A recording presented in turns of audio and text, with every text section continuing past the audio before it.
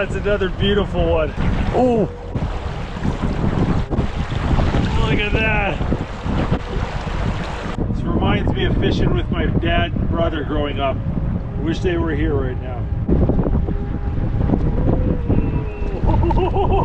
Jumped clean out of the water like Shamu. I fished a lot of places where this would be a really big fish. Instead, it's like the smallest one here. All right, there you go, there you go. Another beautiful grayling. This is fly fishing heaven right here. Catching big grayling on a dry fly in the middle of a river like this. Oh, I love this.